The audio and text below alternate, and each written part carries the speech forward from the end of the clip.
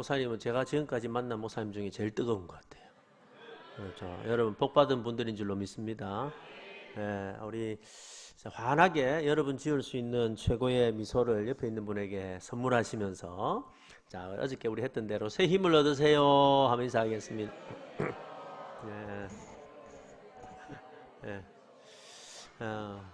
예수님이 이 땅에서 하신 말씀 가운데 멋진 말씀이 참 많지만 그 중에 가장 멋진 말씀이 있다면 너희 믿음대로 되라 하는 말씀이에요.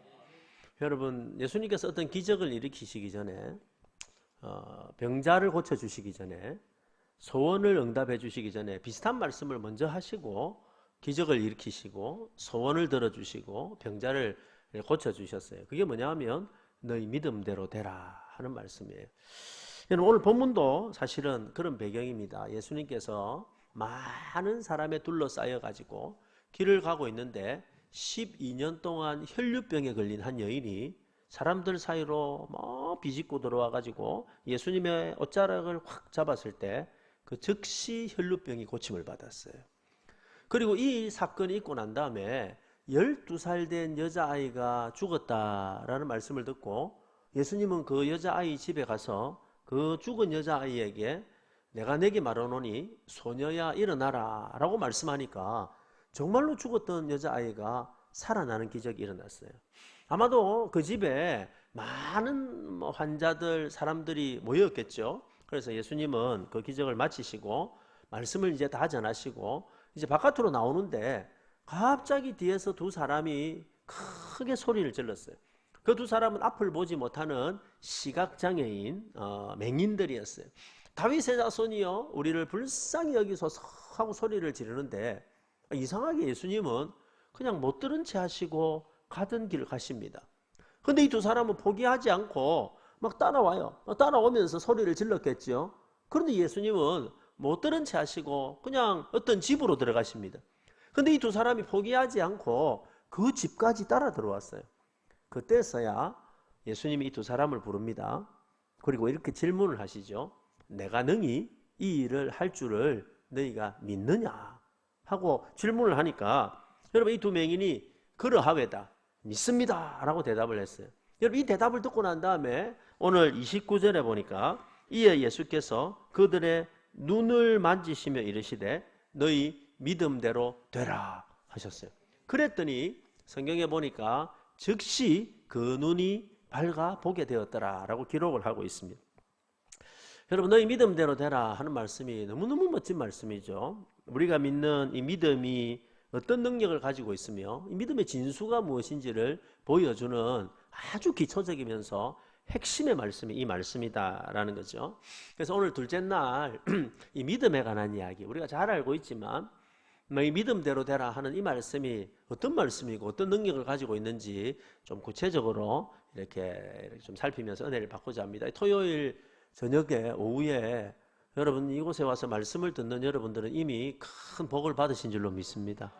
그렇죠? 영화 보러 안 가고 밥 먹으러 안 가고 여기까지 오신 분들은 이미 하나님께서 큰 축복을 주실 줄로 믿습니다.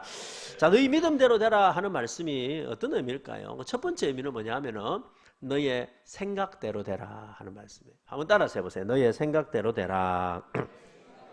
자, 믿음의 시작은 어디에서 시작하냐 하면 생각 속에서 시작하죠. 근데 여러분 생각은요 보이지 않지만 생각은 보이는 사람을 움직입니다.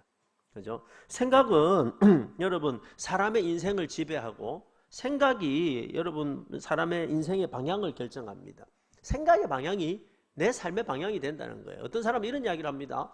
목사님 저는 계속해서 이쪽으로 생각하는데 이상하게 내 인생은 이쪽으로 갑니다. 거짓말입니다.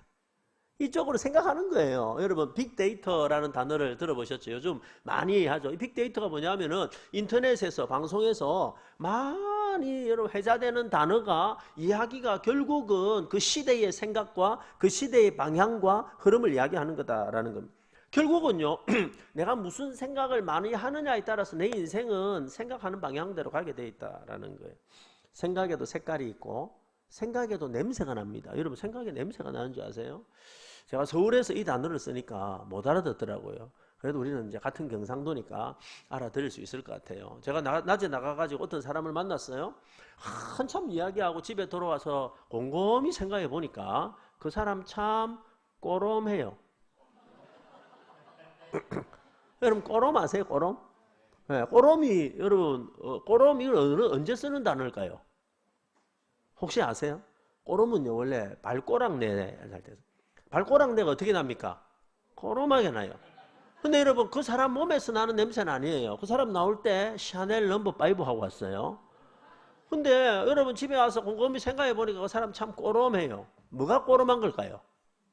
그렇죠. 생각이 꼬름한 거예요. 아, 생각에도 뭐가 나구나?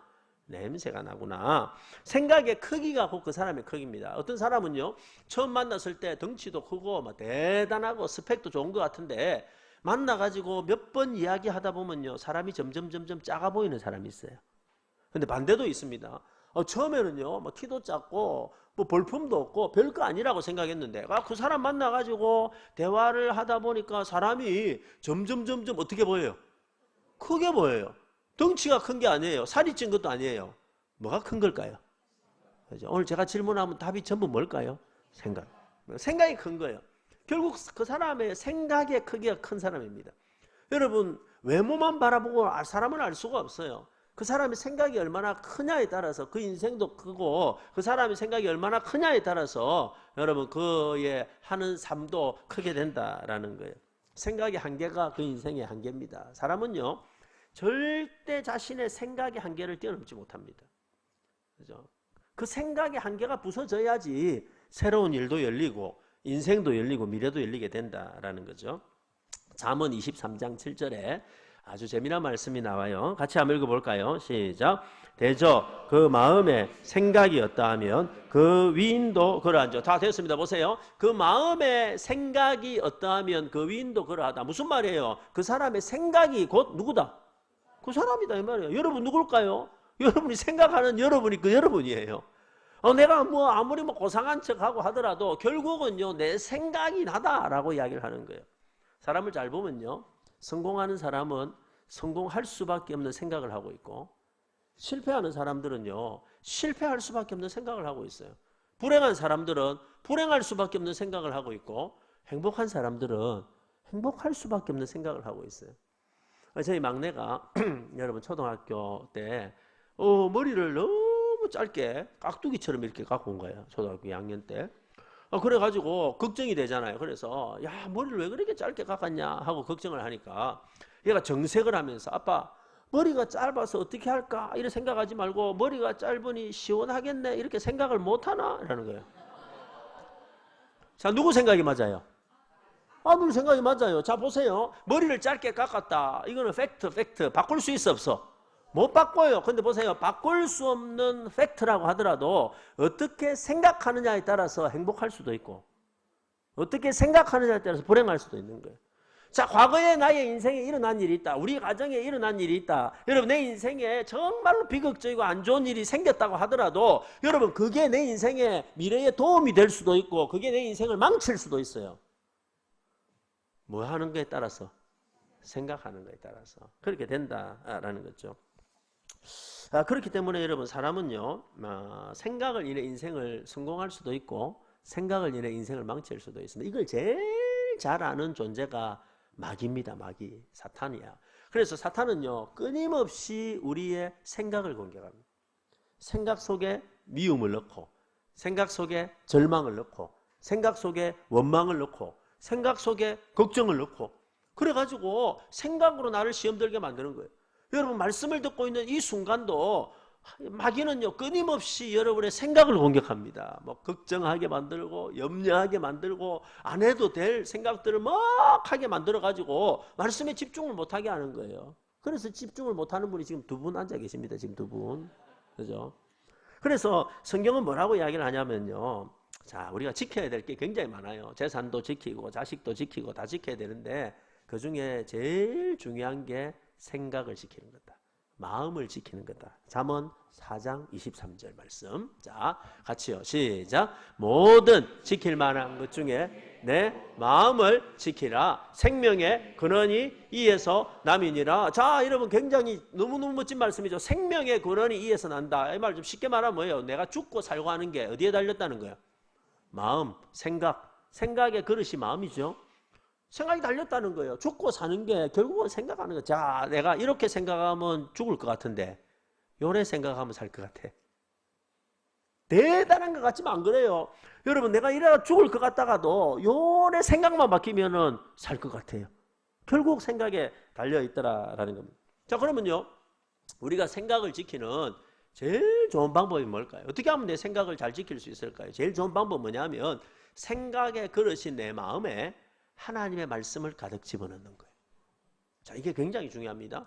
자, 생각의 그릇이 마음에 하나님의 말씀을 평소에 많이 집어넣고, 이런 집회할 때 하나님의 말씀을 많이 집어넣으면 어떻게 되냐면 내가 살아가다가 결정적인 순간이 오고 위기의 순간이 오고 선택의 순간이 오고 어려움이 딱 왔을 때 내 생각 속에 들어있는 말씀이 작동해가지고 그 위기를 이기게 만드는 거예요. 그래서 말씀이 가득 들어있어야 돼요. 말씀이 가득 안 들어있고 유튜브가 가득 들어있으면, 그죠? 세상에 뉴스가 가득 들어있으면은 결정적인 순간에 말씀을 따라 판단하고 행동하고 결단하는 게 아니고 세상의 뉴스를 따라 하게 돼 있더라는 거예요. 그래서 여러분, 연초에 우리가 이 말씀을 듣는 이유가 거기에 있는 것이죠. 자, 오늘 이 소경의 이야기를 통해서 우리에게 전달하고 싶은 것이 이겁니다. 이 놀라운 점이 이거죠. 자, 지금까지 자기들은요, 아무런 소망이 없다라고 한평생 생각하고 살았어요. 여러분, 지금도 장애인으로 살아가는 게 엄청 힘듭니다. 그런데 예수님 당시에는요, 장애를 가지고 살아가는 거는 정말 힘들었어요. 가정에서 여러분 소외를 당하고 사회에서도 소외를 당하고, 심지어 장애인들은요, 성전에 가가지고 제사를 드리지도 못했어요. 종교적으로도 버림받았어요. 그래서 여러분, 성경의 복음서에 보면은 앞을 보지 못하는 시각장애인들이 많이 나오는데 직업이 다 똑같습니다. 성경에 나오는 맹인들의 직업이 다 뭘까요? 다 거지예요, 거지. 왜 거지일까요? 할 수 있는 게 없어요. 그래서 자기들은요, 나는 소망이 없다, 버림받았다, 이렇게 생각하고 살았다는 거예요. 그러다가 어느 날 여러분 어떻게 했는지 예수님에 관한 소문을 듣고 어떻게 여러분 기적이 일어나는 그 현장에 와가지고 예수님의 말씀을 들었다는 거예요. 근데 놀랍게도 그들이 예수님의 말씀을 들었을 때 그들 속에 들어갔던 그 말씀이 그들의 생각을 변화시키기 시작했더라. 이게 놀라운 거예요. 만약에 저희 예수님이 정말로 12년 된 혈루병 여인이 예수님의 옷자락만 잡고도 고침받을 수 있다면, 만약에 정말로 죽은 12살 된 저 여자아이가 예수님의 말씀만 듣고도 살아날 수 있었다면, 저 예수님이라면 내가 가진 문제도 해결해 주실 수 있을지 몰라 하고 뭐 하게 됐다는 거예요. 오늘 제가 질문하면 답이 뭐라고요? 생각하게 됐다는 거예요. 생각의 변화가 일어나게 되었다는 거예요. 여러분, 이건 엄청난 변화입니다. 자, 보세요. 앞을 보지 못하는 소경이라는 거는 질병입니까? 장애입니까? 장애죠. 장애하고 질병하고 차이는 뭘까요? 그렇죠. 자, 여러분, 질병은요, 뭐 하는 거예요? 내가 고칠 수 있다고 생각을 하는 거예요. 자, 감기는 질병이에요, 장애예요? 질병. 감기 걸리면 어떻게 하면 돼요? 약 먹으면 한 7일쯤 있으면 나아요. 그죠? 약 안 먹어도 집에 와가 한 7일쯤 있다가 옆 사람한테 주면 나아요. 그죠? 그렇게 우리는 많이 고치죠. 근데 감기 걸렸다고 절망해요? 안 합니다. 왜냐하면 우리는 이런 생각에서 감기 걸렸지만 몸은 좀 아프지만 뭐 콧물 좀 흘리지만 두통은 있지만 이거 나을 수 있다라고 생각하는 거예요. 근데 만약에 보세요. 어떤 사람이 병원에 갔는데 당신 장애입니다 그러죠. 그래서 이걸 뭐라 그러냐면 장애 판정이라 그러죠. 장애라고 판정이 딱 되는 순간 뭘 안 하기 시작하냐면은 내가 이거를 고칠 수 있다고 뭐도 안 해? 생각도 안 한다라는 겁니다. 생각도.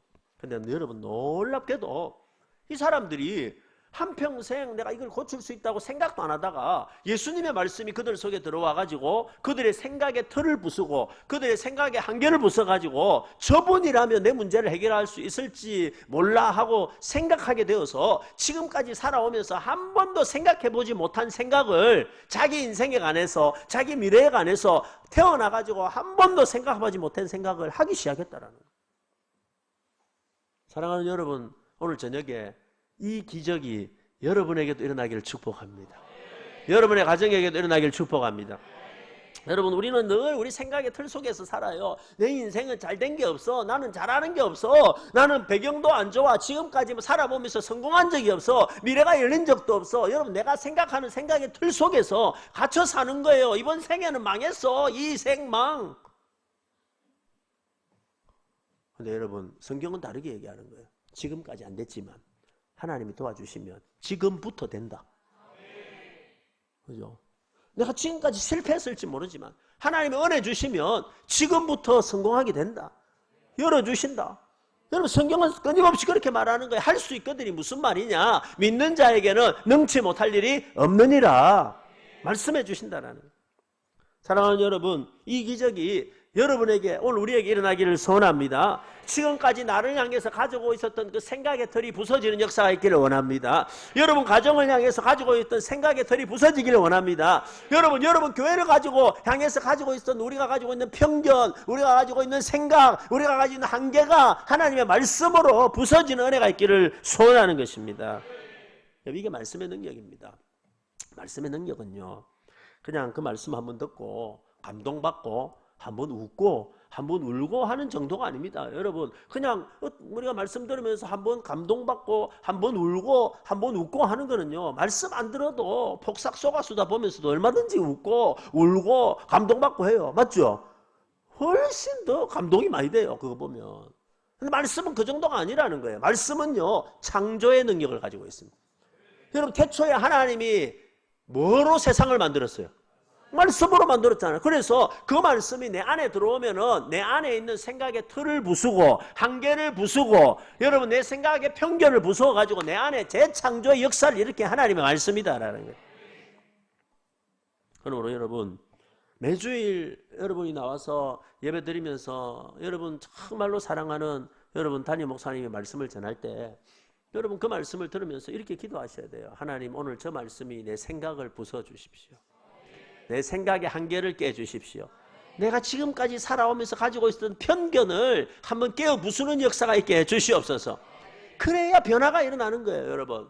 그런 변화가 있어야 내 삶에 새로운 일이 일어나는 거예요. 우리는요, 항상 말씀을 판단하거든요. 내가 판단하거든요. 아, 오늘 저 말씀이 좋아. 오늘 저 말씀은 맞는 것 같아. 오늘 저 말씀은 별로 안 좋아. 오늘 저 말씀은 내하고 생각이 틀린 것 같아. 여러분, 내가 말씀을 판단하는 게 아니고 말씀이 내 인생을 판단해야 되는 거예요. 그래야 역사가 일어나는 거예요. 그래, 우리가 뭐라 그래요? 말씀이 나를 조명한다 그랬잖아요. 말씀이 내 인생에 찾아와가지고 내 생각의 틀을 깨고 나의 나쁜 생각을 고쳐내고 내 편견을 고쳐내는 역사가 일어나기 시작할 때 믿음이 작동하기 시작한다. 너희 믿음대로 되라 하는 말씀의 두 번째 의미는 뭐냐면 너희 말한 대로 되라 하는 거예요. 자, 한번 따라서 해보실래요? 말한 대로 되라. 자, 오늘 본문을 보면 아주 독특한 장면은 예수님께서 이 두 사람을 불러요. 그리고 질문을 하십니다. 뭐라고 질문하냐면 내가 능히 이 일을 할 줄을 믿느냐 하고 질문을 하십니다. 자, 여러분, 예수님은 질문을 안 하셔도 이 사람들 속에 믿음이 있는지 없는지 아실까요? 모르실까요? 아시겠죠. 근데 왜 예수님은 질문하셨을까요? 여러분 듣고 있습니까? 자, 예수님은 질문을 안 해도 다 아시는데 왜 예수님은 질문을 일부러 하셨을까요? 에? 확인. 예수님은요, 왜 질문하셨냐면 그들 속에 믿음이 있다는 걸 알았어요. 믿음이 없으면 어떻게 따라와서 그렇게 할까요? 근데 믿음이 있다는 걸 아셨지만 예수님은 그들 속에 있는 믿음을 자신들의 입술로 고백하기를 원하셨다는 거예요. 여러분, 이게 엄청난 영적인 비밀입니다. 자, 보세요. 우리가 말씀을 듣다가 내 안에 믿음이 생겼어요. 말씀을 듣다가 생각의 변화가 생겼어요. 오늘도 말씀을 듣다가 아, 맞지, 이렇게 깨닫는 거예요. 그죠? 아, 그렇지, 이게 중요하지 하고 믿음이 생기고 생각의 변화가 생기고 비전이 생기고 난 다음에 그 다음에 해야 될 일이 뭐냐면은 내게 주신 믿음을 내 입술로 고백할 때부터 역사가 일어나는 거예요. 로마서 10장 10절에 아주 재밌는 말씀이 나옵니다. 자, 같이 읽어볼까요? 시작. 사람이 마음으로 믿어 의에 이르고 입으로 시인하여 구원에 이르니. 자, 그대로 띄워두세요. 이 말씀 무슨 우리가 여러분 구원을 받을 때 예수님을 믿고 어떻게 구원받는가 하는 걸 가르치는 영적인 원리죠. 구원과 관계된 말씀이에요. 우리가 어떻게 구원받습니까? 내가 예수님을 마음으로 믿어 의에 이르고, 우리가 세례받을 때, 예수님 영접할 때 내가 예수님 믿습니다 하고 내 입술로 고백할 때 구원이 이루어진다는 거예요. 근데 여러분, 이 말씀은 구원과만 관계된 말씀이 아니고 우리가 살아가는 모든 영적인 삶에 다 연결되는 거예요. 하나님 나에게 믿음을 주시고 하나님 나에게 말씀을 주시고 깨달음을 주셨다면 그것이 내 입술로 시인되어지고 고백되어질 때부터 내 눈앞에서 역사로 나타난다라는 거예요. 어떤 사람은 예배드릴 때 보면 은혜는 혼자 다 받는 것 같아요. 예배드리면서 눈물도 흘리고 감동도 받고 막 뜨거워지는데, 문제는 뭐냐면 예배 마치고 여러분 성전문을 나가가지고 입을 열면서 다 깨먹어요. 웃으시는 걸 보니까 그런 적이 많네, 그죠?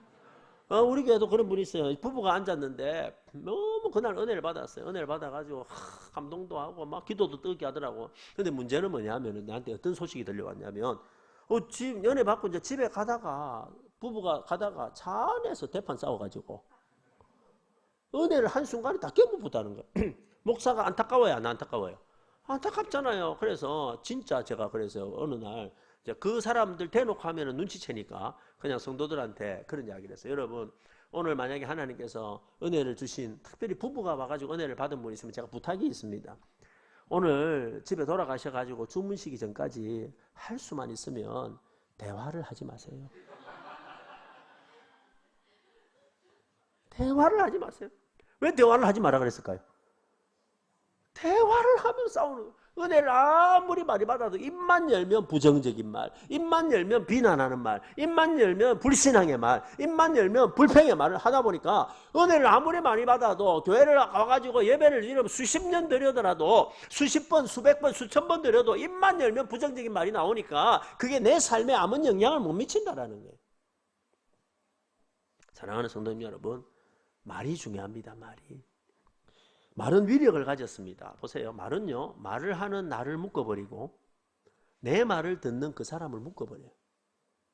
이게 무슨 말이냐면 제가 아주 유치한 이야기 하나 해드릴게요. 너무너무 유치합니다. 여러분 수준이 있기 때문에 무슨 저런 유치한 말을 하노 이런 생각하지 마시고 그냥 한번 들어보세요. 어떤 사람이 소를 몰고 언덕으로 올라가고 있었어요. 근데 그 언덕에서 어떤 사람이 내려오면서 장난삼아 이런 이야기를 했어요. 여보게나, 조금 있으면 이 소가 빵구를 3번 낄 건데 이 소가 빵구를 3번 끼면 자네가 죽을 거네, 이런 거예요. 말도 안 되는 이야기죠. 뭐 소가 빵구를 3번 낀다고 내가 뭐 죽을 일이 뭐가 있나 하고서 웃기는 소리 하고 계시네 이라고 올라갔어요. 올라가고 있는데 갑자기 소가 막 굉장히 불편해하더니 빵구를 한번 붕 꼈어요. 뭐 소는 빵구도 끼고, 여러분 시골에서 소 키워보신 분 알겠지만 소는 빵구만 낍니까? 뭐 소똥도 막 싸고 하잖아요. 그래서 막 무슨 일이 있겠냐고 올라갔어요. 한참 올라가고 있는데 이 소가 갑자기 2번째 빵구를 붕 꼈어요. 빵구를 2번 딱 끼니까 찝찝해요, 안 찝찝해요? 찝찝하죠? 그래 고민이 되는 거예요. 고민하다가 옆에 큰 차도를 하나 구해가지고 그 빵구 나오는 데를 이렇게 막았어요. 이렇게. 그래가지고 이제 소를 몰고 올라갑니다. 한참 올라가고 있는데 한번 생각해 보세요. 소가 지금 속이 불편해가지고 가스는 차고 가스 찬데 언덕을 올라가려고 하니까 힘은 들고 소가 여러분 참다가 여러분 가스가 차다가 뻥 터졌어요. 그죠? 그 사람 어떻게 됐을까요? 어디에 맞아 죽었을까요? 돌에 맞아 죽었어요. 누가 지어낸 이야기겠죠. 말도 안 되는 지어낸 이야기, 굉장히 중요한 의미가 있어요. 자 보세요. 그 사람이 만약에 그 이야기를 안 들었으면 어떻게 됐을까요?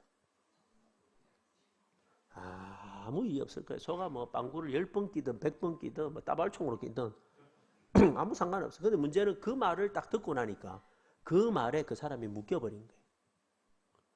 내 말이요, 내 자식을 묶어버립니다.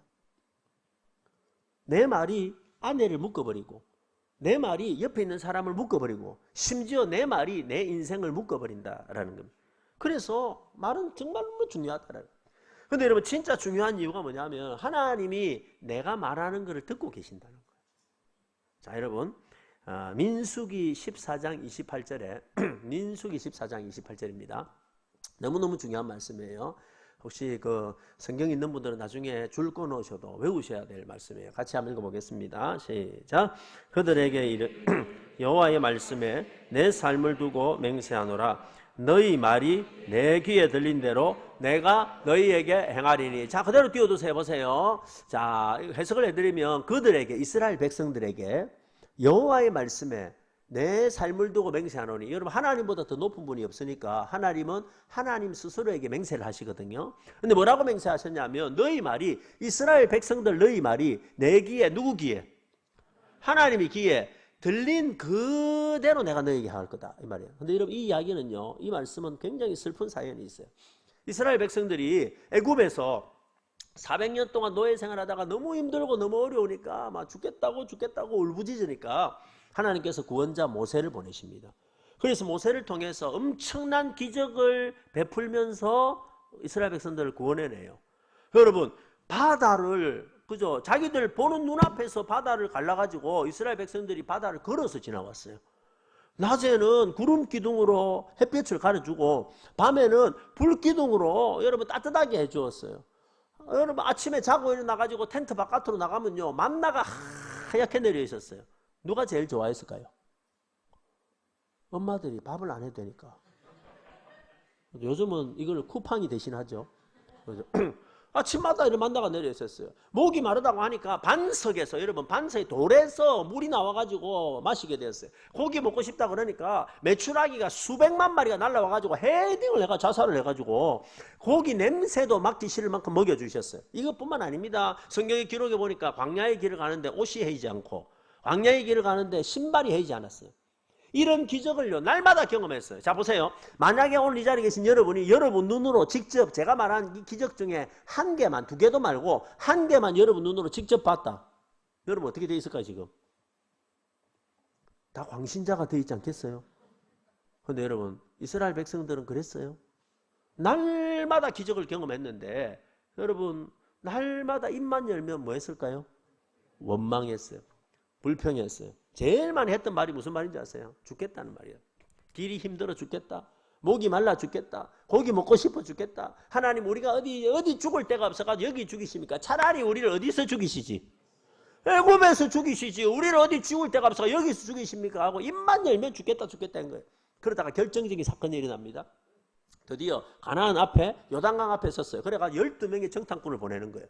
갔다 와가지고 여호수아 갈렙 빼고 10명이 와서 하는 이야기가 뭐냐면은 우리 이제 저 안에 들어가면 다 죽었다는 거예요. 저기 들어가 보니까 가나안 족속이 너무 키가 크고 너무 장고래가 너무 대단해가지고 우리는 그들 앞에 메뚜기다, 메뚜기. 여호수아 갈렙은 뭐라 했냐면 아닙니다. 저들은 우리의 뭡니다? 밥입니다. 밥 먹으러 갑시다. 이랬는데 여러분, 이 사람들은요 2명의 이야기를 들었을까요? 아니면 10명의 이야기를 들었을까요? 10명의 이야기 들어가지고 이걸 듣자마자 막 울고 불고 죽겠다고 막 난리가 났어요. 그때 하나님이 하신 말씀, 이 말씀이에요.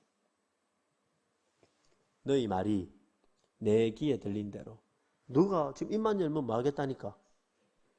죽겠다 하니까. 그래, 너 그 말 한 대로 어디 한번 뭐 해봐라? 그 말이에요. 그래, 어떻게 됐어요? 애굽에서 나온 20세 이상의 남자들이 60만 명이 넘었는데 그 중에 여호수아와 갈렙 빼고 60만 명의 20세 이상 남자들이 다 광야에서 죽었어요. 가나안 땅에 아무도 못 들어갔어요. 자, 그러면요, 여러분, 나온 그 20세 이상의 60만 대군이 왜 광야에서 다 죽었어요? 그 이유가 뭐예요? 뭐 하겠다 했으니까? 죽겠다 했으니까. 근데 곰곰이 생각해 보면요, 이스라엘 백성들보다 훨씬 더 죽겠다는 말을 많이 하는 민족이 하나가 더 있어요. 혹시 아세요? 우리는요 2배로 죽어요. 배가 고파도 죽는데 불러도 죽어요. 그죠? 날이 더워도 죽고 추워도 죽고. 진짜 웃긴 거는 길 가다가 아가 이뻐도 죽어요. 뭐 입만 열면 죽겠다 이라는 거예요. 근데 여러분, 굉장히 중요한 게 이 말씀에 진짜 하나님 우리에게 들려주고 싶은 이야기는 다른 이야기예요.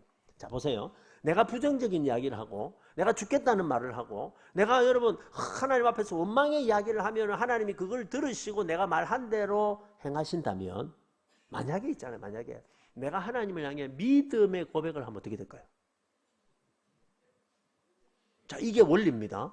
나는 능력이 안 돼. 나는 실력이 안 돼. 나는 지금 상황이 안 돼. 나는 형편이 안 돼. 그럼에도 불구하고 내가 하나님을 향해서 믿음의 고백을 하면 하나님은 내 실력에 따라 나를 쓰는 게 아니고 내 환경에 따라 나를 쓰는 게 아니고 여러분 나의 능력에 따라 나를 쓰는 게 아니라 나의 믿음의 고백에 따라 나를 쓰시는 분이 하나님이시다.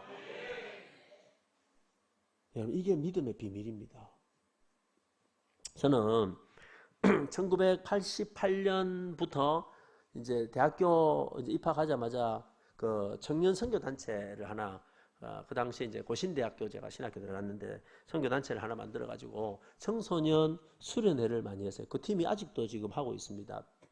처음에는요 농어촌 또 도시의 미자립 청소년들을 모아 가지고 수련회를 했어요. 처음에 한 200~300명 이렇게 시작을 했는데 나중에 점점 많아져가지고 500명, 그 다음에는 1000명 이러더니 1991년에 몇 명이 고신대학교 수련회를 왔냐면 2500명이 온 적이 있어요. 2500. 몇 명쯤 되면 놀랍니까? 근데 여러분 지금도 고신대학 가보면은 음악 강당이 1000명 정도밖에 못 들어가요. 그래서 그때 어떻게 했냐면은요 할 수 없어가지고 바깥 야외 강당에서 수련회를 했어요. 근데 하나님이 그때 은혜를 얼마나 주시는지 저녁 7시에 시작한 집회가 새벽 1시가 돼도 아이들이 끝날 줄 모르는 거예요. 찬양하고 말씀 듣고 그 다음에 찬양하고 기도하고 찬양하고 기도하는데 제가 그때 찬양 인도를 했거든요.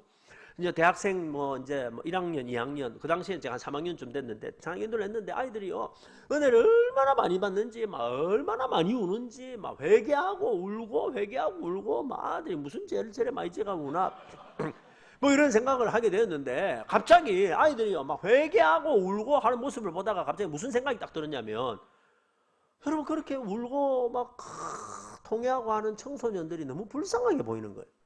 마치 어떻게 보이냐면은 부모가 없는 영적인 고아처럼 보였어요. 제가 너무 가슴이 뜨거워져 가지고 나도 모르게 뭐라고 외쳤냐면 막 찬양 인도하다가 하나님 내가 앞으로 사역하면서 나의 젊음을 저 영적인 고아와 같은 청소년들에게 바치겠습니다. 하고 너무 열받아가지고 찬양인도 하다가 기도할 때 하나님 내가 앞으로 나의 젊음을 저 영적인 고아와 같은 청소년에게 바치겠습니다 하고 막 기도하고 외쳤는데 그거까지만 하면 좋았을 텐데 제가 너무 열받아가지고 뭐라 그랬냐면은 앞으로 내가 청소년 사역하는 동안에 청소년 100만 명에게 복음을 전하겠습니다. 청소년 100만 명의 복음을 전하겠습니다. 뜨거워가지고 막 100만 명의 복음을 전하겠습니다 하고 이제 집회를 마치고 숙소에 들어오니까 열이 식대요. 여러분 열이 식어요 안 식어요? 식어요. 빨리 식을까요? 천천히 식을까요?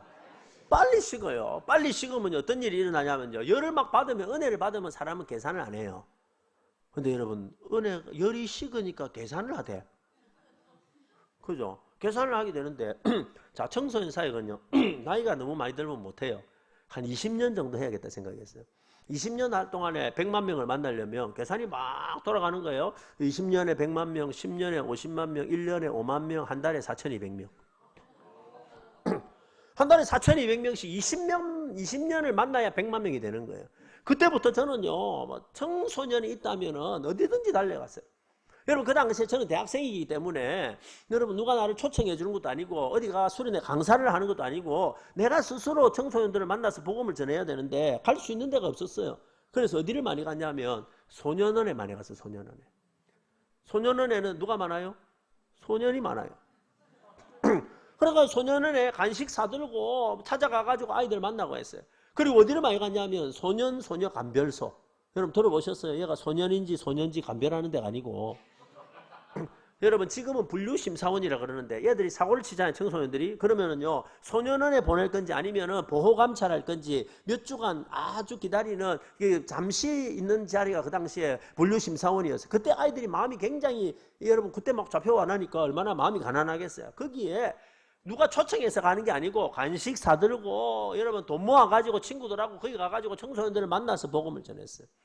그러다가 시간이 좀 지났어요. 시간이 좀 지나가지고 이제 저도 강도사가 되고 목사가 되면서 이제 수련회 강사로 초청을 받기 시작했어요. 여러분 아이들이 많든 작든 상관없이 막 청소년이 부르면은요 무조건 쫓아갔어요. 무조건 달려가가지고 아이들을 이렇게 만났어요. 그리고 열정적으로 복음을 전했어요. 여러분 근데 청소년들은요 청소년 설교는 어렵습니다. 왜 힘드냐면 얘들이 굉장히 영적이거든요. 얘들은요 재미난 이야기 웃긴 이야기 하면 살아났다가 예수님 하면 다 죽어요. 그죠? 조금만 진지하면 죽어요. 그죠? 막 연예인 이야기하면 막 살았다가 기도 이러면 죽어본다니까요. 뭐 이런 애들을 데리고 1시간 동안 설교하고 마치고 난 다음에 또 기도회도 1시간씩 하고 이래야 되거든요. 한 번은 7시간 차를 몰고 강원도까지 겨울에 올라갔어요. 눈 내리는데 7시간 차를 올라갔는데 거기 한 300명이 청소년들이 모여 있었어요.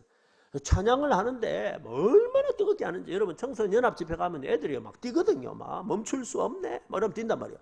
애들이요 막 1시간 동안 뛰면 멈출 수 없네 막 이 찬양하다가 문제는 뭐냐 하면 찬양 시간이 마치고 설교 시간이 됐는데도 불구하고 계속 안 멈추고 떠드는 거예요. 그러니까 설교하기가 힘들었어요. 그런데 그 중에 중학생 3명이 앞에 앉아 있었는데 얘들이 뭐 얘가 내가 설교하려고 하는데 막 떠드는 정도가 아니고 한 놈이 신발 벗어가 옆에 때리고 막 이러는 거예요. 저 설교가 안 되는 거. 그래 내가 참아야 되는데 여러분 중학생 앞에 참아야 되는데 내가 못 참고 경상도 사나이가 그 강원도 아들한테 이놈의 새끼들아 지금 목사님이 설교하는데 내가 왜 그래 산만해 이랬거든요. 근데 그 중에 한 놈이 웃으면서 그래요 우리는 산만해요 이러는 거예요. 중학생은 건드리면 안 됩니다. 내가 순간적으로 딱 깨달았죠. 아, 이 아들은 건드리면 안 되는데. 내가 빨리 사과했습니다. 내가 잘못했다. 목사님 몸 좀 봐줘. 뭐 이러고 뭐 억지로 1시간 설교하고 억지로 기도회 1시간 하고 다시 부산으로 7시간 차를 몰고 내려왔습니다. 왜 내려왔냐면 그 다음날 제가 이제 전라도 어디에 연합집회 수련회를 가기로 했거든요. 근데 그날 저녁에 침대에 누웠는데 다음날 청소년들을 또 만난다는 게 겁나는 거예요. 그 내가 하나님 앞에 투덜거렸어요. 누워가지고 하나님 내 이제 못하겠습니다. 내 이제 저 더러운 새이들하고 내가 말도 안 듣고 내가 못하겠습니다 하고 막 투덜거리니까 하나님께서 내가 누운 천장에 글자를 딱 보여주셨어요. 그게 환상인지 내 상상인지 정확하게 모르겠는데 나는 분명히 봤어요. 딱 누웠는데 무슨 글자를 딱 보여주시냐면 100만 명. 한 10년이 지나가지고 나는 다 까먹고 있었는데 20대 초반에 내가 무슨 이야기 했는지 다 까먹고 있었는데 여러분 그때 내가 뭘 깨달았냐면 내가 100만 명이라고 이야기했지만 하나님께서 그 말을 기억하시고 그 100만 명이라는 나의 고백을 가지고 내 인생을 이끌어가고 계십니다. 제가 부산에 포도원교회에서 이제 강도사 마지막 그 3년차를 하고 있을 때 창원에서 어떤 학교에서 전화가 왔어요. 창원 남중고등학교 전화가 왔어요. 그래서 김도명 강도사입니까? 예, 맞습니다. 혹시 우리 학교 오셔가지고 교목 안 하실래? 이러는 거예요. 여러분 교목 아시죠? 어떤 분들은 학교 남은 줄 아던데 학교에 있는 목사를 교목이라고 하는 거예요. 근데 그 제가 아무것도 안 묻고 한 가지만 딱 물었어요. 학생들이 몇 명입니까? 근데 중학교, 고등학교 2개가 있는데 중학교 500명, 고등학교 1000명, 1500명 있다는 거. 제가 아무것도 안 따지고 올라갔습니다. 1999년에. 올라가가지고 또 가보니까 학교가 너무 좋아요. 왜 좋냐 하면 나는 가만히 있는데 1년에 500명씩 저가 들어왔다가 나갔다가 들어왔다가 나갔다 하는 거예요. 그러니까 뭐 아이들 만나기 좋잖아요. 제가 그때 3년을 너무 열심히 했어요. 진짜 너무 열심히 하다 보니까 몸에 건강에 이상이 와가지고 아이들 만나고 신경을 너무 쓰다 보니까 위출혈도 오고 이래가지고 병원에 가니까 무조건 쉬라 이러더라고요. 그래가지고 3년 만에 그만두고 부산에 와서 어머니 집에서 한 6개월 쉬고 있는데 부산에 어느 고등학교 학교에서 또 연락이 왔어요. 제가 아무것도 안 묻고 하나만 딱 물었어요. 애들이 몇 명입니까? 그러니까 거기는 여러분 예중, 예고, 남고, 여고 해가지고 학교가 4개인데 애들이 2,700명이라는. 제가 갔습니다. 거기는 뭐 사택도 없고 그 당시에 여러분 제가 가족이 4명인데 사례가 108만 원밖에 안 됐어요. 아무것도 따지지 않고 내가 거기 갔어요. 딱 가가지고 가보니까 너무 좋아요. 애들이 2,700명인데 나는 가만히 있는데 1년에 1,000명씩 들어왔다가 나갔다가 들어왔다는 거예요. 그러다가 내가 거기 학교 있는 동안에 여러분 부산의 고신척의 거제교회라는 곳에서 협동을 하면서 청년부를 가르치고 있었어요. 대학생들이죠. 근데 이제 거기 있으면서 해외 단기 선교를 가다 보니까 놀라운 사실을 한 가지 깨달았어요. 여러분, 지금 우리 한국은요, 학교는 많은데 아이들이 없어가지고 폐교하는 데가 많죠. 지금 올해 우리 부산도요, 1학년 입학생이 없어가지고 학교로 문 닫는 학교가 3개나 있어요. 그런데 여기서 3시간만 나가면, 4시간만 나가면 아이들은 너무 많은데 학교가 없어가지고 학교를 못하는 애들이 너무 많다는 걸 내가 알게 되었어요. 그래서 제가 갑자기 꿈이 생겼어요. 어떤 생각이 들었냐면, 만약에 저 학교가 없는 작은 마을에 학교를 많이 세울 수 있으면 내가 훨씬 더 많은 아이들에게 복음을 전할 수 있겠구나, 이 생각을 하고 우리 청년부 설교하면서 어느 날 대학생들에게 가가지고, 저는 여러분, 하나님이 나에게 어떤 꿈을 주시거나 하나님께서 나에게 어떤 생각을 주시면 나는 그걸 고백해버리거든요. 참지를 못하고. 그래서 아이들 앞에서 이렇게 고백을 합니다. 얘들아, 하나님께서 나에게 꿈을 주셨는데, 내 청소년 100만 명의 복음을 전하는 건데, 하나님께서 새로운 꿈을 주셨는데 내가 앞으로 30개 나라에 30개 학교를 세울 거다. 반응이 여러분하고 똑같았어요. 약간 이런 삶 아닌가?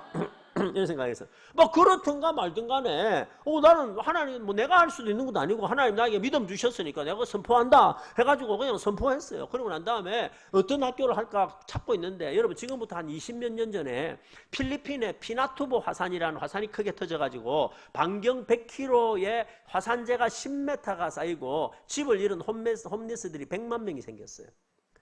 그래가지고 집단 이주촌이 있는데 거기 한국 선교사님들이 들어가가지고 교회를 개척했는데 교회가 너무 이렇게 잘 성장을 하고, 그래 유치원을 하는데 아이들이 너무 많았는데, 문제는 뭐냐면은 이 아이들이 유치원을 졸업했는데 갈 수 있는 초등학교 건물이 없다는 거예요. 그 기도 제목을 올렸어요. 교실 3칸이 필요합니다. 건축비 2,500만 원입니다. 도와주실 분 찾습니다. 해서 올렸어요. 저걸 딱 보는 순간, 저거 내가 해야겠다, 저 첫 번째 학교를 해야겠다 생각하고, 그 다음 주에 와가지고 우리 대학부가 한 70명 됐거든요. 그 제교회 그 당시에. 제가 이 설교를 했어요. 얘들아, 내가 앞으로 30개 나라에 30개 학교를 세울 건데 그 첫 번째 학교를 세울 때를 찾았다 하면서 소개를 했어요. 이렇다. 이제 이러다 2,500만 원이 필요하다. 그리고 내년에 우리가 전부 다 같이 가자, 막 이러면서 이야기를 하고. 근데 문제가 한 가지가 있다. 내가 돈이 없다는 거다. 그래서 너희들이 도와주면 좋겠다. 너희들이 그 경비도 모으고 우리 함께 건축비도 모아보자 이랬는데, 청년들이 있잖아요. 여기도 지금 청년들이 많은데 청년들이 그 이야기를 듣고 마음을 모아주더니 어떤 일이 있었냐면, 제가 11월 달에 그 이야기를 했거든요. 근데 이 청년들이요, 막 기도하고 막 같이 막 꿈에 동참을 하기 시작하더니 3월 달이 딱 되니까 청년들이 70명에서 130명이 됐어요. 그리고 이 청년들이 자기가 갈 경비 모으고, 그리고 뭐냐면 건축비도 모으고 해가지고 진짜 그 다음에 여름에 80명이 나갔어. 80명이 단기 선교를. 그 교회 역사상 그렇게 많이 나간 적이 없어요. 그런데 더 중요한 거는 그 청년들이 1년 동안 얼마를 모았냐면 3,500만 원을 모았어요. 그래가지고 미리 먼저 돈을 보내고, 그리고 목수들이 기초작업을, 우리가 봉사를 할 수 있는 건 아니니까 기초작업을 해놓고 70명이 이제 80명이 그 필리핀에 북쪽입니다. 북쪽에 가가지고 2주 동안 작업을 하기 시작했어요. 그래 가가지고 작업을 하는데 애들이요, 얼마나 잘하는지 몰라. 우리 한국 애들은요, 노가다를 위해 태어났어요. 얘들이 얼마나 일을 잘하는지. 여러분, 목수들은 5시 딱 되니까 시간 끝나니까 다 돌아가잖아요. 근데 우리 애들은요, 그 일이 마치기 전에, 오늘 할당된 일이 마치기 전에 잠도 안 자요. 어두워지니까 핸드폰 꺼내가지고 노트북 꺼내가지고 빛 비춰가면서 철근 작업하고 세멘트 작업하고 페인트 작업해가지고 2주 만에 교실 3칸을 완성합니다. 그리고 1,000만 원이 남아가지고 스쿨버스 하라고 중고차지만 봉고차 한 대를 사주고 왔어요. 그게 첫 번째 학교가 됩니다. 제가 이제 그 이후로 부산의 호산나 교회에 고등부 아이들에게 갔어요. 제가 고등부 아이들에게 설교하면서 둘째 주일날 제가 저의 꿈에 관한 이야기를 했어요. 나는 100만 명의 청소년들에게 복음을 전하는 거다. 그리고 나는 30개 나라에 30개 학교를 짓는 거다. 첫 번째는 저 대학생들하고 지었는데, 두 번째는 너희들과 함께 짓고 싶다. 문제가 하나 있는데 내가 돈이 없다는 거다. 내가 한번 모아봐라. 근데 여러분, 청소년들도요, 대단해요. 얘들이 1년 동안 1,000만 원을 모았어요. 그래가지고 두 번째 학교를 저 필리핀의 저 섬 지역에 가면 민도르라는 그 섬 꼭대기에 부족이 있어요. 부족. 그냥 아주 원시인처럼 사는 부족에 교회 겸 학교를 같이 짓는데 한 1,000만 원 든다는 거예요. 그리고 그 다음에 중고등부 아이들을요 70명을 데려가가지고 여러분 그 산까지 시멘트 40kg 되는 걸 다 등에 지고 그 모래 짊어지고 올라가가지고 2주 만에 두 번째 학교를 완성합니다. 해마다 하나씩 학교를 지었어요. 태국에, 미얀마에, 인도에, 파키스탄에, 카메룬에, 우간다에, 라오스에, 미얀마에 쭉 지어나갔어요. 지금 한 60군데 지금 같아요. 60군데. 근데 여러분 제가 중간중간에 말씀드렸지만 나는 돈이 없어요. 나는 그렇게 할 만한 능력도 없고 내가 할 수 있는 게 아니에요. 되돌아보니까 아무것도 안 되고 나는 능력도 없고 실력도 없지만 하나님은 나의 말을 들으시고 내가 믿음으로 고백한 그 말을 가지고 내 인생을 이끌어 오신 거예요. 제가 그때 깨달았어요. 세상하고 여러분 하나님의 나라의 원리는 틀리다. 세상은 스펙이 있어야 되고 세상은 똑똑해야 되고 세상은 좋은 학교 나와야 되고 세상은 여러분 실력이 있어야 되고 세상은 배경이 좋아야 되고 세상은 부모가 좋아야 되고 그런 사람이 크게 쓰이는 것 같지만 하나님의 나라는 좀 다르더라. 하나님의 역사는 좀 다르더라. 하나님의 역사는 믿음의 고백에 따라 쓰시더라. 믿음의 고백에 따라. 나는 좀 부족하고 나는 좀 실력이 없고 나는 좀 가난하고 여러분 나는 뭐 별로 아닐지 모르지만 그러나 하나님은 나의 믿음의 고백에 따라 필요하면 돈을 주시고 필요하면 사람을 붙여주시고 필요하면 기회를 주시고 필요하면 역사하셔서 그 일을 이루어 가시는 분이 하나님이시더라. 그 믿음의 고백을 해야 된다. 믿음의 고백. 저는 청소년 사역을 오랫동안 했지만 저는 사실 청소년 사역을 할 만한 은사나 이런 게 있는 사람은 아닙니다. 일단 저는요 청소년들이 좋아할 인상이 아닙니다.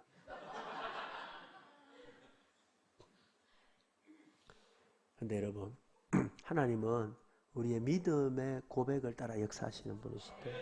믿음에 따라서 행하시는 분이 하나님이시다. 사랑하는 여러분, 여러분의 삶에 변화가 있기를 축복합니다. 여러분의 가정에 변화가 있기를 축복합니다. 그러려면 제일 먼저 말을 바꿔야 돼. 말을. 부정적인 말을 사라지게 해야 돼. 불신앙의 말을 사라지게 해야 돼. 소망의 말을 선포하고 축복의 말을 선포하고 여러분 자녀를 향해서 믿음의 말을 선포해야 되는. 왜냐하면은 그 말을 들었고 하나님이 역사하시는 분이시기 때문에. 여러분 저희 아이들은 저는 아들이 있고 딸이 있고 그 밑에 또 아들이 있습니다. 그런데 참 감사하게도 우리 아이 3명은 다 공부를 못해요. 못했어요. 왜 감사하냐면 목회에 큰 도움이 됐어요. 여러분 담임 목사 아이들이 공부를 못하니까 성도들이 위로를 받아요. 담임 목사 애들도 뭘 못하네? 공부를 못할 수 있네. 담임 목사 아들이 공부도 잘하고 이러면은 어떤 거리감이 느껴지죠. 우리 애들이 공부를 못하는 거죠. 우리 큰 놈은요, 고등학교 문과를 나왔는데 2학년 때까지 한 200명 되는데 100등 안에 들어본 적이 없어요. 저도 우리 자식을 위해 기도하겠죠. 제가 기도하면서 하나님, 이름이 희락입니다. 하나님 우리 희락이가 큰 인물이 되고 위대한 사람이 되고 하나님 나라를 위해 큰 일을 하게 해주십시오라고 기도할 자신이 없었어요. 왜? 뭘 못하니까? 공부를 못하니까. 타협을 많이 해서 타협을 하나님 우리 아들이 착하게 자라게 해주시고 남에게 해코지 안 하게 해주시고 교회 잘 다니게 해주시고 믿음 좋게 해주시고 요 정도밖에 내가 기도를 안 했어요. 근데 어느 날 내가 기도하는데 하나님이 저를 야단을 치시는 거예요. 야, 너는 아버지가 돼가지고 네 자식을 위해 기도하는데 곧다구로 기도하나? 미래에 이 아들이 어떻게 될 줄 알고 나중에 이 아들이 어떻게 될 줄 알고 지금 공부 좀 못한다고 아버지가 돼가 다른 사람은 몰라도 아버지가 돼가지고 네가 곧다구로 기도하나? 다른 사람은 몰라도 너라도 믿음으로 축복해야 될 거 아니냐 하고 막 야단을 치시는 거 저한테.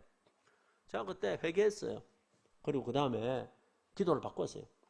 성적 안 보고 하나님 이 아들을 위대하게 만들어주시고 하나님 나라에 큰 힘을 되게 하시고 귀하게 쓰임받게 해주시고 남의 자식 축복할 때 아멘도 좀 같이 하시고 마음을 좀 대구 분들 마음을 좀 여세요. 제가 그렇게 하나님 우리 아들 희라이가 큰 인물이 되게 하시고 위대한 사람이 되게 하시고 하나님 나라에 날마다 쓰이게 주옵소서 하고 막 축복했어요. 뭐 아이들 지금 현실을 안 보고 축복했어요. 막 축복했어요. 여러분 나는요, 보세요. 부모는요, 지금 눈앞에 이 아이의 성적밖에 모르지만 우리 하나님은 이 아이의 미래를 아십니다. 우리는 미래를 몰라요. 그래서 우리는 믿음으로 축복하는 거예요. 믿음으로 축복, 큰 인물 될 줄 알고 축복하는 거예요. 여러분 교회 안에서도 보세요. 교회에서 진짜 어디 갈 데가 없어가지고 뭐 공부를 못해가지고 대구도 부산도 못 떠나가지고 여러분 교회 안에 남은 가들이 나중에 교회 일꾼이 되고 교회 안수 집사님 되고 장로님이 되고 여러분이 그렇다는 건 아닙니다. 오해는 하지 마시고 대부분 교회들이 다 그래요. 다 그죠? 그래가지고 제가 그렇게 기도했는데 우리 큰아들이 고3 올라가더니 갑자기 안 하던 공부를 미친 듯이 하더라고요. 그래서 수능을 쳤어요. 그래가지고 다른 사람들이 다 가는 대학을 지도 갔어요. 여러분 다른 사람들이 다 가는 대학을 지도 가주니까 고마워요 안 고마워요? 고마워요. 아직도 저는 기도합니다. 하나님 이 아들을 축복하셔서 큰 인물이 되게 하시고 위대한 인물이 되게 하시고 여러분의 자녀들을 그렇게 축복하십시오. 여러분 청년들을 그렇게 축복하십시오. 옛날에 우리들이 저는요 부산에 아주 시골 부산 중에도 이름도 잘 모르는 엄궁이라는 동네 살았는데 옛날에 부모들이요 자기 자식들한테 욕하는 거 보면요 저주를 퍼봐. 저주를. 이 문디 새끼들아. 자기 자식 보고 자기 자식이 문디가 되면 어떻게 되겠어요? 그거는 괜찮아요. 이 쇠가 만발이나 빠지 죽을 놈아 이랬어요. 누구한테? 지 자식한테. 여러분 쇠 아세요? 쇠? 한번 상상을 해보세요. 자기 자식 쇠가 만발이 빠지면 어떻게 되겠어 도대체? 그렇게 저주를 퍼봐놓고 자식이 안 된다고 아가 못 됐다고 여러분 뭘 한다고 말이 되는 겁니까? 그래 저주를 퍼봐가 어떻게 자식이 잘 되겠어요? 축복해야 되는 거예요. 지금 모습 바라보지 말고 축복하는 거예요. 여기 할머니 할아버님들 여러분 자녀들이 여러분 딱 가서 여러분에게 섭섭하게 할지 모르지만 그래도 축복하십시오. 축복. 여러분 손주들 축복하십시오. 그래 역사가 일어나게 된다라는 거예요. 여러분 가정을 향해 축복하십시오. 믿음의 말을 선포하십시오. 이놈의 집안은 되는 게 하나도 없어. 미래 말하지 마십시오. 그러면 더 안 됩니다. 하나님 은혜 주시면 될 줄로 믿습니다. 여러분 교회를 향해 날마다 축복하십시오. 지금까지 힘들고 어려운 과정들이 있었을지 모르지만 하나님께서 복 주시면 수십 배 부응할 줄로 믿습니다. 은혜를 주시면 이 안에서 위대한 인재들이 나오게 될 줄로 믿습니다. 여러분 아들 가운데 이 시대를 먹여 살리는 요셉 같은 인물들이 나올 줄로 믿습니다. 선포하고 고백하는 거예요. 저는 이제 집회를 갈 때마다 그 교회를 엄청 축복합니다. 그죠? 여러분이 받든 안 받든 저는 그 교회를 믿음으로 축복하는 거예요. 제가 한번 축복하겠습니다. 여러분 하나님께서 서도교에 복을 주셔서 앞으로 수십 배 부응하게 될 줄로 믿습니다. 청년들이 몰려오게 될 줄로 믿습니다.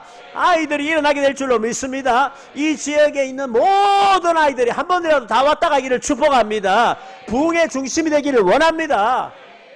제가 이렇게 축복하면서도 솔직히 말해서 제 속마음은 여러분이 아멘을 안 하면 좋겠어요. 왜냐하면 예수님께서 이렇게 말씀하셨거든요. 네가 어떤 마을에 들어가거나 어떤 집에 들어가서 가자마자 평안을 빌어라. 근데 만약에 그 사람이 네가 빈 평안을 안 받으면 네가 빈 평안은 누구한테 온다? 나한테 온다. 그러니까 내가 오늘 여러분을 축복하면 여러분 아멘을 안 하면은 난 너무 좋아요. 내가 오늘 마음껏 축복하면 여러분 안 받으면 전부 내한테 다 오거든요. 제가 다시 한 번 더 할 테니까 여러분 아멘을 하지 마시기를 축복합니다. 하나님께서 이 서도교회를 축복하셔서 아멘을 하지 마세요. 아멘 하지 마세요.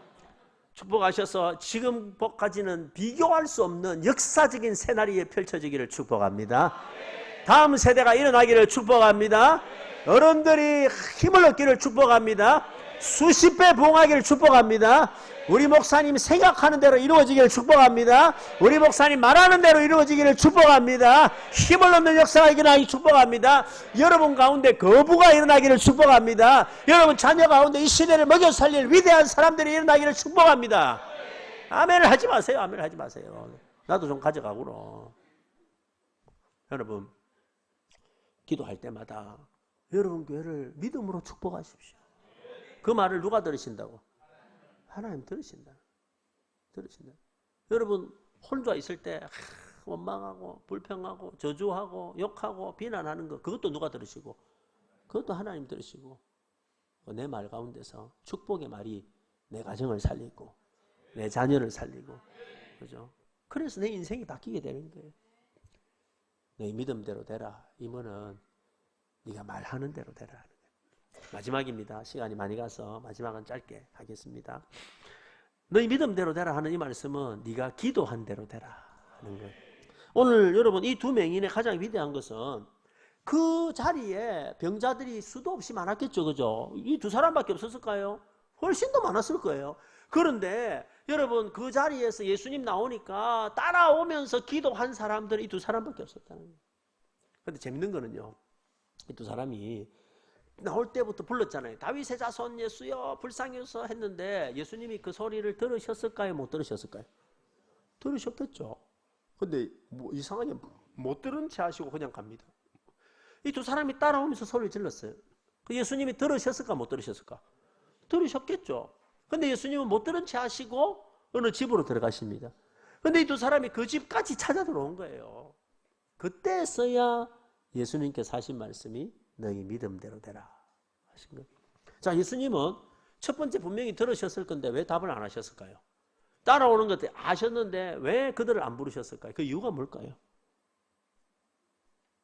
여러분이 오늘 기분이 나쁘신 것 같아서 제가 답을 대신 해드리면, 예수님은 그들의 절실한 기도를 듣고 싶었던 거예요.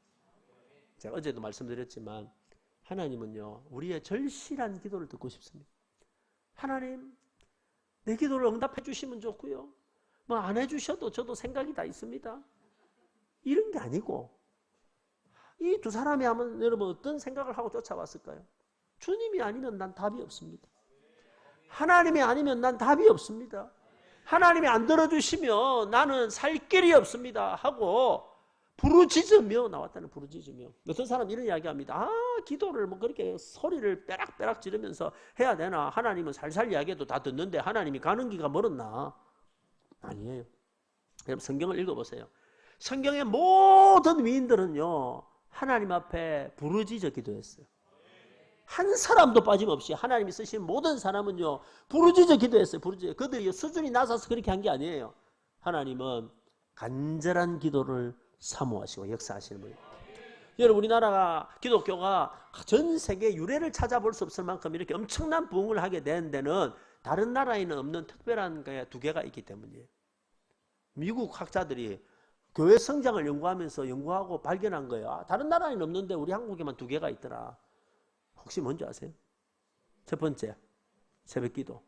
새벽기도는 다른 나라가 없어요. 거의 없어요. 거의. 근데 우리나라는 새벽기도를요, 지금도 해요. 그죠? 또 한 가지가 더 있어요. 혹시 뭔지 아세요? 그렇죠. 주여 삼창. 세상에 어느 나라에 가도 주여 삼창을 하는 데가 없어요. 근데 우리는요, 항상 기도할 때 뭐예요? 주여 삼창을 하는 거예요. 주여서. 왜 하필이면 삼창을 할까? 그죠? 뭐, 3세번? 3세판? 그게 아니에요. 여러분, 주여 삼창 자체가 힘 있는 게 아니고, 내가 주님의 이름을 크게 부를 때 그 내 스타일을 내려놓고, 내 고집을 내려놓고, 나의 여러분 그 고상함을 내려놓고 하나님 앞에 나갈 때 그냥 있는 모습 그대로 나간다고 주여 삼창을 확 외칠 때, 여러분 내 자아가 깨지고, 내 자아가 깨지는 그 틈을 통해서 하나님의 역사가 임하는 거예요. 내가 교만함이 있고, 내가 여러분 내 고상함을 가지고 있고, 내 생각과 여러분 내가 가지고 있는 어떤 그 교만함이 있으면 은혜가 임하지 못하자. 근데 주여 하고 그걸 다 내려놓고 외칠 때 깨어진 자아를 통해서 하나님의 역사가 임한다는 거야. 그래서 한때는요, 미국에서 이제 목회자 세미나 할 때 한국 목사님을, 또 기도원에서 일하는 목사님을 모셔가가지고 미국 분들이 이 주여 삼창을 배웠다는 거 아니에요. 우리에게도 주여 삼창을 가르쳐 주세요. 근데 여러분 이게 힘들어요. 왜냐하면 우리 한국말은요, 주여 아랫배 힘주고 그죠? 주여 이게 되는데 영어로 하면 굉장히 웃겨요. 로드, 오 마이 갓, 롤드. 이게 이 맛이 안 나요. 이 맛이. 제가 이제 대만에, 이제 대만 교회에 이제 몇 년 전에 집회를 갔어요. 저기 3일 동안 집회를 하는데, 그 대만 목사님이 현지인들입니다. 중국인들이에요. 자기들도 갑자기 느닷없이 한국에 사는 주여 삼창을 가르쳐 달라는 거예요. 그래서 제가 한번 해보겠다 해가지고 설명했어요. 왜 주여를 삼창을 하느냐. 아까 제가 좀 전에 설명했듯이 하는 주님의 이름을 크게 부를 때 내 자존심이 내려가고 내 교만함이 깨지고 내 생각이 부서지고 그 틈을 통해서 하나님의 역사가 임하는 거다. 그럼 어떻게 하냐면은 주여 외칠 때 아랫배에 힘을 딱 주고 밑에서부터 올라와가지고 주여 주여 3번을 해라 이렇게 가르쳤어요. 실습을 했어요. 실습을. 그래가지고 한번 따라서 해보세요. 그 다 대만인 분들이에요. 중국 분들인데 한 300명 모였어요. 그래가지고 따라해보세요. 해가지고 제가 주여 주여 했는데 뭐가 문제냐면 중국 말은 주야가 잘 안 돼요. 어떻게 하냐면 좋아 좋아 좋아 이 맛이 안 나는 거예요. 그게 아니고 주야 그러다니까 좋아 좋아. 그래서 제가 깨달았어요. 아, 하나님이 한국을 특별히 복을 주신 이유가 있구나. 이게 말 언어부터 되는 거구나. 우리 한번 연습해 봅시다. 연습 우리도. 그죠? 주여. 여러분, 이 주여라는 게 아무것도 아닌 것 같지만 주님의 이름을 내가 전심을 다해 외칠 때 내 자존심이, 내 자아가, 내 안에 막혀 있는 것들이 깨어지지 않은 상처들이, 아픔들이 부서지고 박살나는 거예요. 그죠? 한번 해보세요. 여러분, 고상한 거 좀 다 내려놓고. 여러분, 저도 우리 교회 가면 고상합니다. 우리 교회 가면 이래 안 해요. 근데 그래도 그게 하나님 앞에 나가는데 고상함이 무슨 필요가 있어요. 그죠? 한번 연습 한번 해봅시다. 같이요. 주여 하면 3번 나는데 아랫배 힘 딱 주고. 자, 주여! 주여! 이게 마치 뭐하고 똑같냐면 옛날에 경운기 그 시동 걸듯이 주여! 주여! 주여! 이래야 이제 기도가 들리는 거예요. 자, 준비됐습니까? 자, 한번 해보 손을 딱 들고 좀 시작! 주여! 주여! 주여! 마지막은 좀 길어야 돼요. 자, 한 번 더, 마지막 한 번 더. 자, 안 해봤던 사람, 내가 안 해본 걸 해야, 여러분, 안 해본 걸 해야 기적이 일어나는 거예요. 맨날 교회 가가지고 늘 하던 대로, 내가 세상 사는 그대로가 무슨 역사가 일어나요? 안 해본 걸, 어색한 걸 해야 변화가 있고, 안 해본 걸 해야 기적이 일어난다. 자, 시작. 다시, 어색한 걸 해야, 다시, 어색한 걸 해야 변화가 일어나고, 안 해본 걸 해야 기적이 일어난다. 아멘? 맨날 하던 것만 해가지고 무슨 변화가 있어요? 교회도 여러분 가정도 마찬가지입니다. 어색한 걸 해야 평소에 내가 사랑합니다 말 안 하잖아요. 근데 사랑합니다 하면 변화가 일어나는 거예요. 그죠? 안 하던 걸 해야 기적이 일어나는 거 안 하던 거. 자, 한번 해봅시다. 같이요. 자, 옆에 있는 사람 신경 쓰지 말고 주여 3번 한번 해본 거 시작. 주여! 주여! 주여! 아랫배 힘주고. 여러분, 하나님께서 여러분에게 치유를 주시기를 축복합니다. 역사가 일어나기를 축복합니다. 간절한 기도를 응답하시는 거예요. 누가복음 18장 7절에 자, 이런 말씀합니다. 누가복음 18장 7절. 하물며 하나님께서 그 밤낮 부르짖는 택하신 자들의 원한을 풀어주지 않겠느냐. 뭐 하는 자들의? 부르짖는 자들의 원한을 풀어주지 않겠느냐. 그들에게 오래 참으시겠느냐. 참는다 안 참는다? 안 참는다. 들어주신다. 사랑하는 여러분, 여러분의 기도가 열리기를 축복합니다. 말씀을 맺겠습니다. 믿음대로 됩니다. 여러분, 이건 변하지 않는 진리예요. 믿음대로 되는 거예요. 생각한 대로 되는 거예요. 말한 대로 되는 거예요. 기도한 대로 되는 거예요. 이 원리를 따라서 믿음의 사람들이 되시기를 예수님의 이름으로 축복합니다.